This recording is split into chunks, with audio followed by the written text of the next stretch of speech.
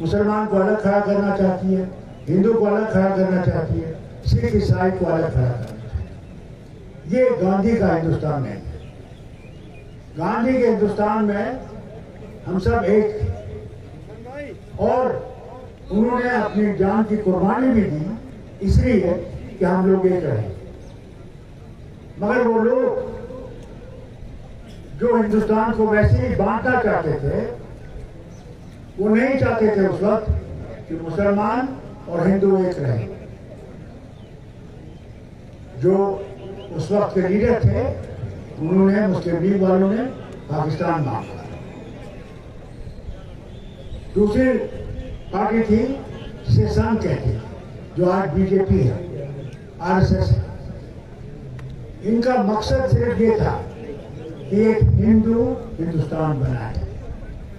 इन्होंने कभी हिंदुस्तान की आजादी के लिए नहीं लड़ा, कभी नहीं। इन्हें हिंदुस्तान की आजादी के लिए कुर्बानी नहीं दी। हिंदुस्तान की कुर्बानी देने वाले उसमें मुसलमान थे, हिंदू थे, सिख थे, जो हिंदुस्तान को एक रखना चाहते थे, इसको तोड़ना नहीं चाहते। उन्हें 65 तख्तों पर चढ़ गए। भगत सिंह को भूलिएगा नहीं, उसके और 2 साथियों को भूलिएगा नहीं। उनने इससे नहीं लड़ा कि हम लोगों को अलग अलग बांटा जाए। आज वो स्थिति आ गई।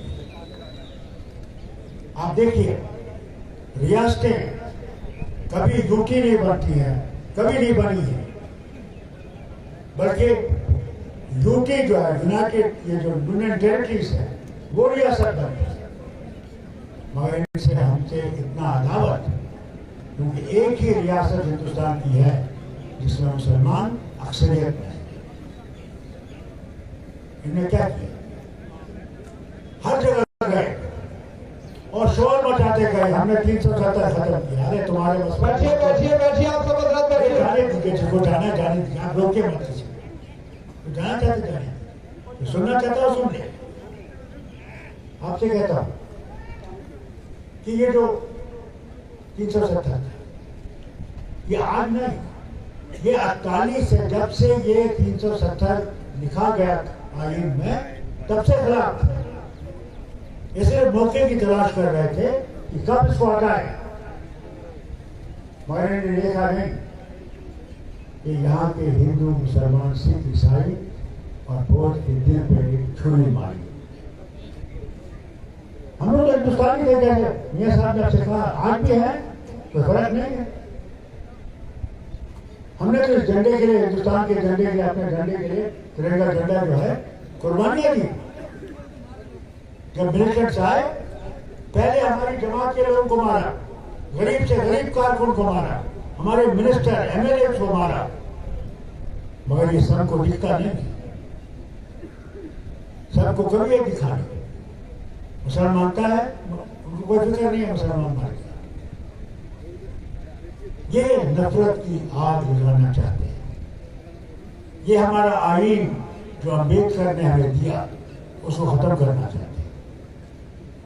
हमने उस आईन को बचाना है जिसमें हमारा हक, हम कभी किसी दूसरे का हक नहीं मांगते। हम कहते हैं जो हम 22 करोड़ हैं, हमें अपना हक दीजिए, दूसरा का हक नहीं चाहते हैं। उस हक को तस्लीम कीजिए। ये हमारी मस्जिदों को उड़ा रहे हैं, हमारे मदरसों को बुलडोज करते हैं, जो मर्जी कर रहे हैं। ये कहते हैं हम बताएंगे आपको कि आप पहनेंगे क्या, हम बताएंगे आपको आप खाएंगे क्या, हम बताएंगे आपको आप कौन सी जबान बोलेंगे, हम बोलेंगे आपको किस तरह नमाज पढ़ेंगे, नहीं पढ़ेंगे। ये हालत है। आपने खुद देखा होगा, इतना जुल्म नहीं हुआ। दाढ़ी वाले को पकड़ लिया, दाढ़ी काट दी, मार मार के उसे कहा, बोलो नारा मारो, राम जी का नारा मारो। या अगर कोई गाय भैंस चढ़ाता है, उसको पकड़ा, उसको मारा। अरे भाई तुम कौन? ये तो हम सबका वतन है। हमें हक है हम क्या पहने, हमें हक है हम क्या खाएं, हमें हक है हम कौन सी जबान बोले, ये हमारा हक आईन देता है और इस आईन को भी बचाना चाहते हैं।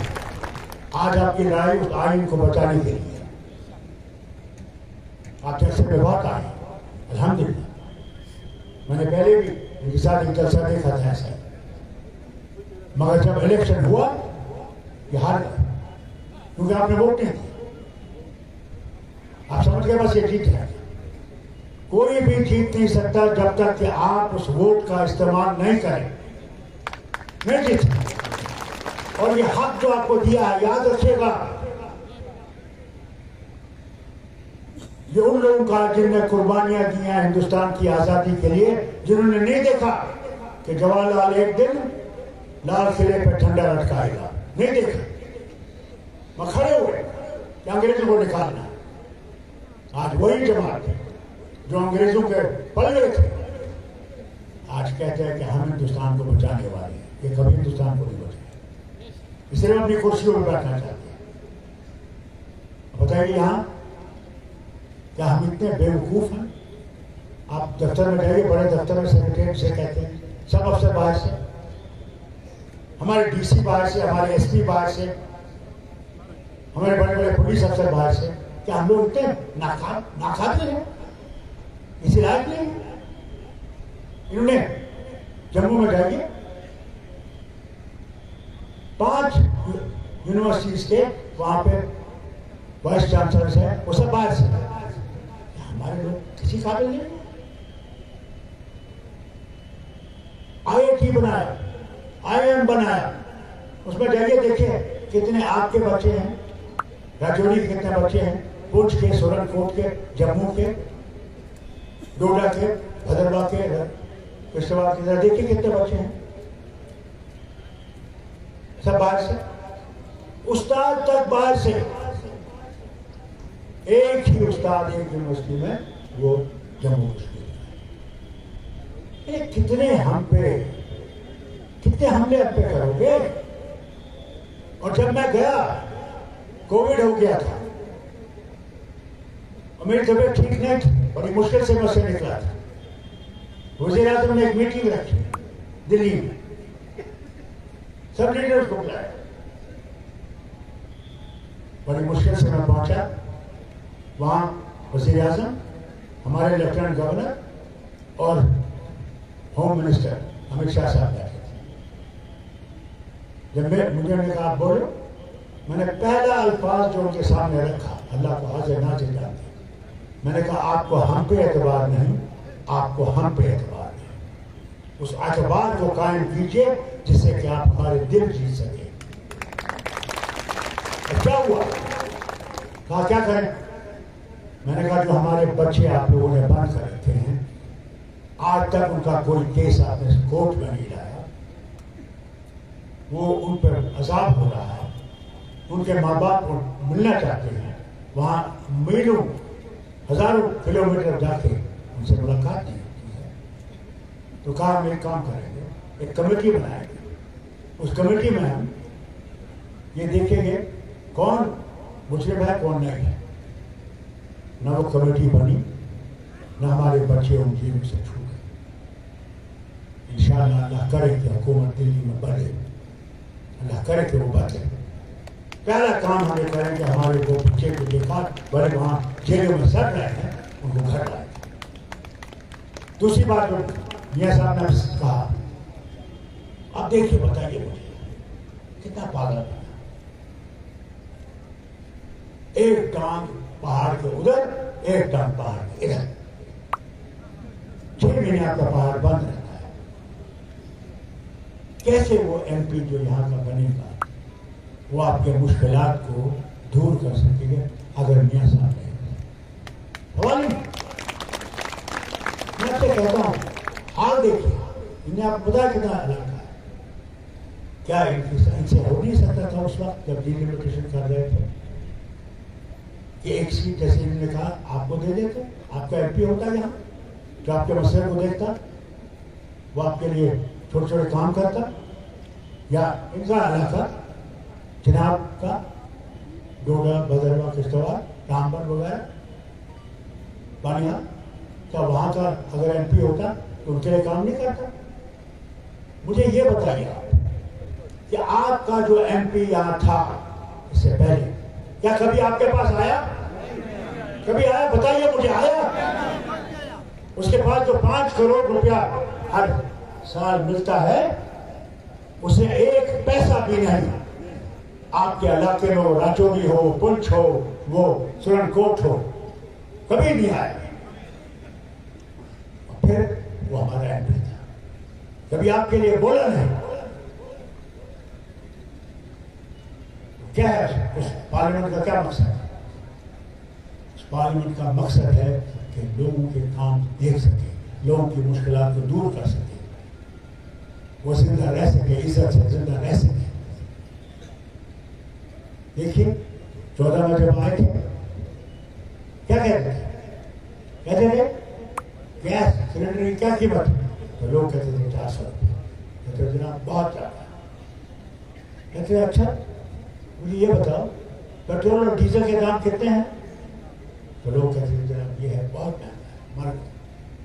कहते थे अच्छा ये जो खाने का तेल है, दाल है, सब्जियां हैं, इनकी कीमत क्या है? जनाब बस मर गए, हम ये भी नहीं खा सकते। आज देखिए 10 साल के बाद वो गैस सिलेंडर जो आप लेते हैं वो 1200 रुपए का हुआ। जो तेल आप खाने का लेते हैं, कई माए हैं जो वो तेल खरीद नहीं सकते। आपने खुद देखा होगा जब वाराणसी में उन्हें वो दिए जलाए, वो दुनिया में मशहूर हुआ, इतने लाखों दिए जलाए गए। उसके बाद हमारे मीडिया वाले वहां गए तो देखा माए बहनी जो है उन दियों से तेल निकाल रही हैं, बोतलों में भर रही हैं। उनसे पूछा क्या करें? कहा हमने ये तेल देखा नहीं, आज हम ये ले रहे हैं कि हो सकता है हम बच्चों को कुछ तेल के साथ खाना खिला सकें। ये हाल है हमारे हिंदुस्तान। फिर क्या कहते हैं? कहते हैं देखो हिंदुओं को डराने के लिए कहते हैं मुसलमानों की आबादी 22 करोड़ है और इनके बच्चे बहुत ज्यादा है, ये डराएंगे। दूसरी बात कहते हैं देखो तुम्हारे पास अगर 2 मकान होंगे, एक मकान ये मुसलमानों को दे देंगे। अगर तुम्हारे पास 2 भैंसें होंगी, एक भैंस तुमसे लेकर मुसलमानों को देंगे। और औरतों को डराने के लिए कहते हैं कि जो शादीशुदा होती है उसका निशाना मंगलसूत्र होता है। ये शादीशुदा औरत कहने लगे ये मंगलसूत्र जो तुम्हारा है इसको पिघला के इससे जो पैसा आएगा वो मुसलमानों को दे देंगे। अफसोस मैंने आज तक जवाहरलाल से लेकर इन वज़ीर आज़म तक देखा है, मगर मैंने कभी किसी वज़ीर आज़म की ज़बान ऐसी नहीं देखी जो नफरत फैलाए, बल्कि जोड़ने की कोशिश। हम पूरे देख लो, हम एक बन के ही उस मुल्क को बना सकते हैं, उसके बगैर नहीं बना सकते। ये तो हालत है। और आपसे गुजारिश करता हूं, इस हालत को बदला सकता है आपका वोट। वो वोट जरूरी है। और घर से पहले अपने माँ, बहनों, बीवी, बच्चे, उनको नेगेटिव का वोट है, उनको पहले वोट देने दीजिए। उसके बाद बुजुर्गों को वोट देने दीजिए, फिर उसके बाद जवान वोट दें। और वोट जरूरी है, क्यों ना उसको अल्लाह का बुलावा भी आ रहा होगा, वो अल्लाह से गुजारिश करेगा अल्लाह मुझे वोट देने दे, उसके बाद मैं तैयार हूं लेकर। ये होना चाहिए हमारा यानी इतना हमारा वो जज्बा होना चाहिए। अगर हम वो जज्बा पैदा नहीं करेंगे, आप हिंदुस्तान को बदला नहीं सकते, नहीं बदला सकते। अगर हमने भारत को बदलाना है, भाईचारे को कायम करना है, इज्जत से रहना है, तो इस वोट का इस्तेमाल कीजिए। और इस वोट के इस्तेमाल के लिए मैं आपको बताऊंगा, ये जरा सुनिएगा। और जावेद साहब से भी कहूंगा और जितने भी यहाँ पे बाकी हमारे साथी हैं उन सबसे कहूंगा, ये आपने हर जगह पहुंचाना है। ये मशीन जब आएगी आपके सामने होगी, उससे पहले मैं अपने वर्कर से कहना चाहता हूँ, ये मेहरबानी करके देखें इनका वोटिंग कार्ड जो है वो सही है या नहीं है। जब वो देखेंगे वोटिंग कार्ड सही है, तो फिर जब ये उस जगह जाएंगे जहाँ इनका वोट है, तो जब उस कमरे में घुसेंगे तो पहला आदमी ये वोटिंग का आपका वो कार्ड चेक करेगा। उसके बाद फिर उसमें जब देखेगा आप सही है तो आपको दूसरे टेबल पे भेजेगा जहाँ एक शख्स बैठा होगा जो आपकी उंगली पे, जैसे मेरी उंगली पे मील लगी है, ये लगाएगा और आपसे कहेगा कि मशीन वहां रखी है, उसके पास जाएगी। मेहरबानी करके जब आप उस मशीन के पास जाएं, मियां साहब का निशान नंबर 3 पे है। पहला निशान आगा रोला का था कश्मीर में, दूसरा निशान बारामूला का उमर साहब का था, तीसरा नंबर आगा साहब का है, इनका है, मियां साहब का है। और उस निशान को जब आप देखेंगे, ये देखना वहां रोशनी है या नहीं उसमें मशीन में। कहीं में रोशनी नहीं होती है, मगर आगे एक जैसे आपका टेलीफोन का वो स्क्रीन है, वो स्क्रीन हाँ शीशा जैसा होगा, उस पर मॉनिटर से कहते हैं।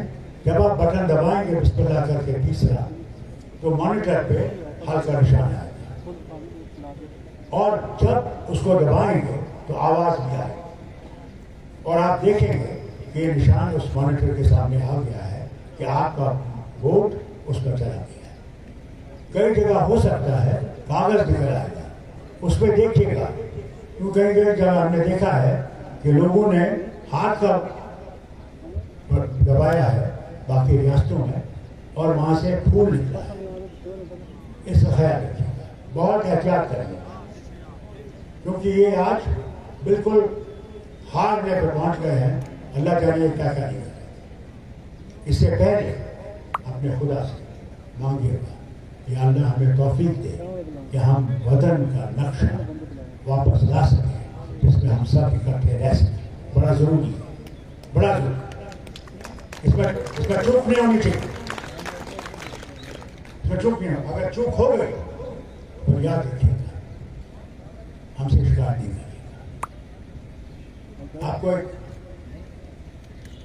एक दफा हमारे पैगंबर बड़े मायूस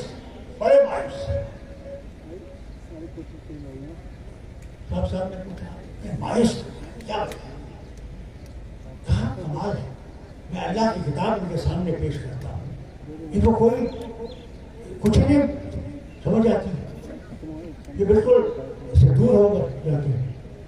तो अल्लाह ने वही देखा, कहा मेरे प्यारे रसूल सल्लल्लाहु अलैहि वसल्लम, घबरा मत, तुम्हारा काम है मेरा पैगाम आप तक पहुंचाना, बाकी मुझ पर छोड़ दे तो मैं क्या करूं। हम अल्लाह से भी यही मांगते हैं, अल्लाह हमने प्रोग्राम पहुंचा दिया इनके पास, अब इनको अकल देना, हिम्मत देना कि वो इसको समझ सकें और इस पर अमल कर सकें। अल्लाह आपको सब, बहुत रजौरी में भी लोग ठहर रहे हैं, मगर आपसे इसे भी इल्तिजा करें, भाईचारे को कायम रखेगा, भाईचारे को कायम रखिएगा। और मैं कांग्रेस के यहाँ बैठे हुए हैं, उनका भी शुक्रिया अदा करना चाहता हूँ कि उन्होंने जिस इत्तेहाद में, जो हमने सारे हिंदुस्तान में किया है, कि उस इत्तेहाद को लेकर हम खड़े हैं। इंशाअल्लाह ये इत्तेहाद